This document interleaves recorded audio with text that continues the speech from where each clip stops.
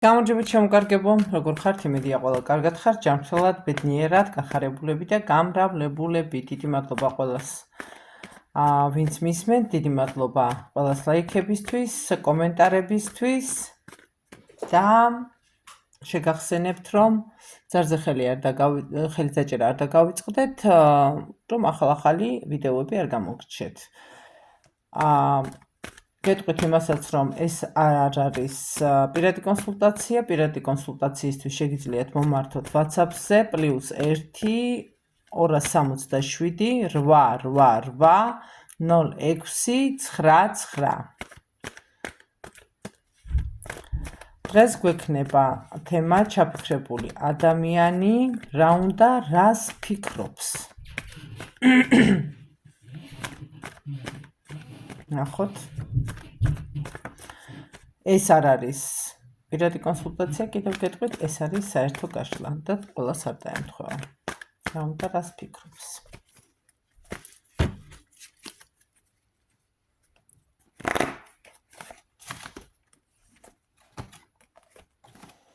ცოტა გაუგებრობაში იმყოფებით, ეს თქვენი აღწერა არის შემოკარგებო, ცოტა გაურკვევლობაში იმყოფებით, ხან ზეიმი გაქვთ, ხან უსიამოვნება გაქვთ, ხან ფიქრობთ, რომ ყველაფერი კარგად არის, ხან ფიქრობთ, რომ ყველაფერი დამთავრდა, ხან ფიქრობთ, რომ გატყუებენ.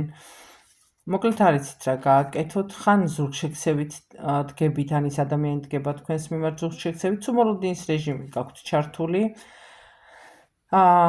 ბოლოს გამოდის, რომ ცოტა უსიამო შეგრძნებები გაწუხებთ ამ ბოლო დროს. მომავლის იმედი გაქვთ შემოკარგებო და ფარხმალს არ ყრით. ახლა თქვენი ჩაფიქრებული ადამიანი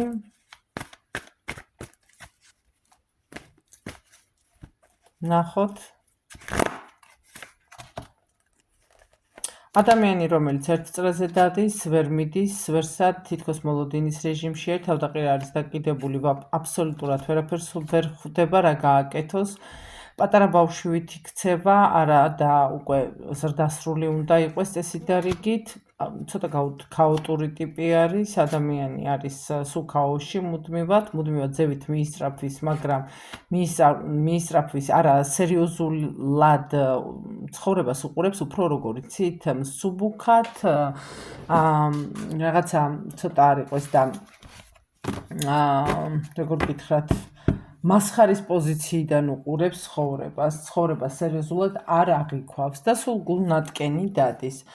არის ცოტა, ასე ვთქვათ, ცუდი ხასიათის დიდი ფოთიში, მაგრამ ცოტა მოჩხუბარი, უყვარს ბრძანებლობა, უყვარს უაზრო მტკიცებულებების, ასე ვთქვათ, რაღაცებს უაზროდ ამტკიცებს, მართალია სულ ყოველთვის, არ არის მტყვანი და ასე შემდეგ.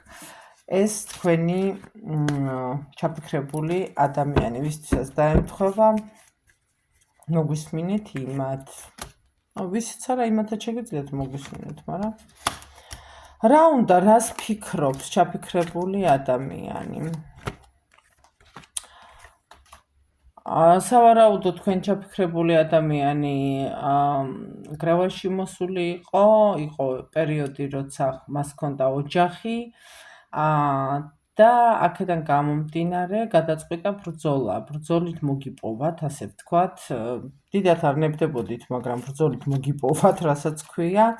და ეხლა მომენტებში ვერ არკვევს რა უნდა არ იცის, დარდობს, არჩევნის წინაშე დგას, თქვენთან უნდა, რისი გაკეთება უნდა, ხანდახან უაზროთაც გიშარდებათ ხოლმე.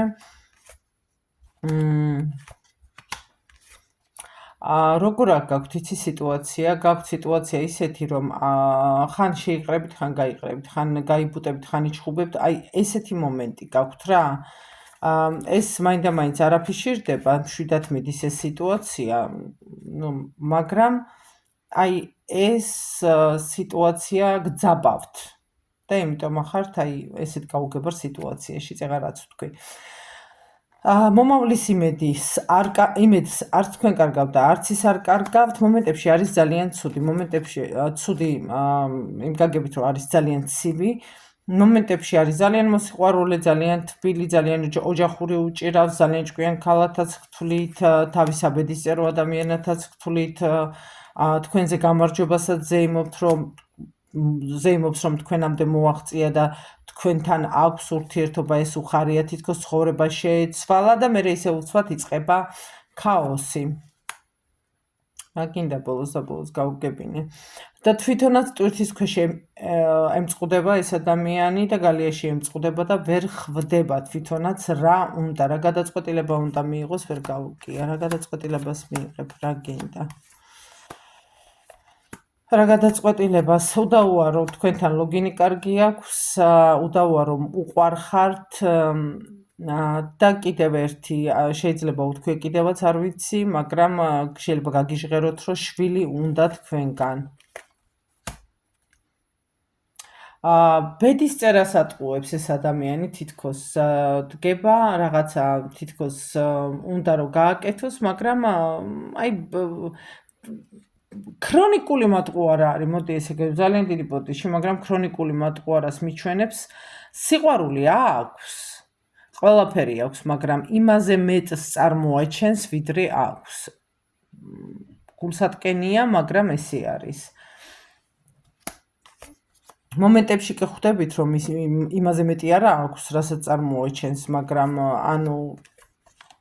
ანუ უпростоრად იმაზე ნაკლები აქვს, რასაც წარმოაჩენს, მაგრამ თქვენ გიყვართ, რას აპირებ? აპირებს, რომ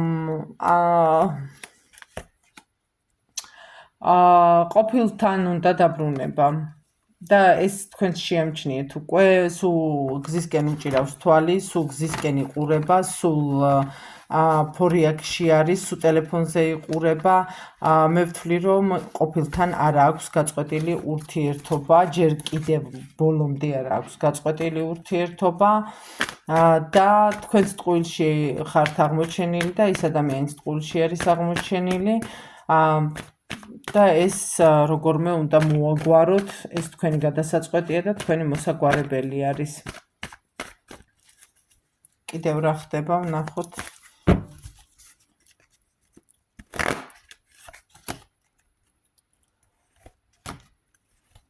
ფული იკავებს მის ცხოვრებაში, ძალიან დიდ ადგილს იკავებს ფული და არ გამოვრიცხავ, თუ მამაკაცი არის, მამაკაცებო გადაიტანეთ ქალებზე, ამჟამად მამაკაცზე მაქვს საუბარი,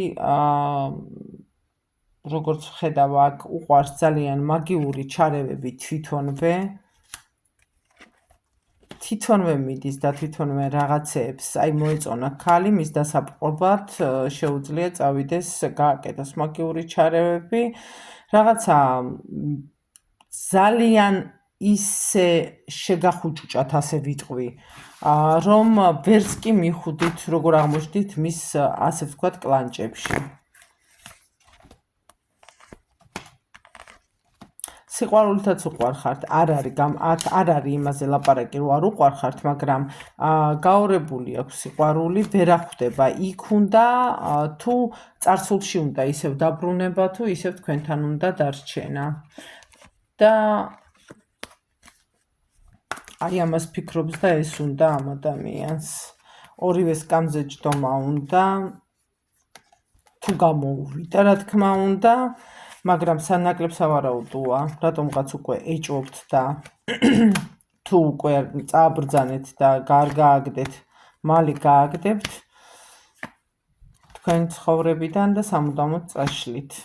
ამასთან მომავალი არამც და არამც არ გექნებათ, იმიტომ რომ მუდმივად ამასთან თუ ამ ყველაფერს აპატიებთ და თუ თქვენთან დარჩება ეს ადამიანი, მაშინ ექნება ცხოვრება ესეთი, ორ სკამზე იჯდება, ცხოვრების წესს ვითომ შეიცვლის თქვენ დასანახავად და ხალხის თვალის ასახვევად, მაგრამ საერთო ჯამში გამყოფებთ სულ ფიქრში, შებუჭილ მდგომარეობაში, ეჭვიანობაში, აი ერთი წამიც რომ დაგაგვიანდეთ ან სახში შემოსვლა, ან ტელეფონზე ლაპარაკი და მას ეს არ სიამოვნებს, ერთი წამიც რომ დაგაგვიანდეთ, შეიძლება ბრალი დაგდოს, რომ ვიღაცას ელაპარაკებ, შენ მე მღალატობ და ასე შემდეგ.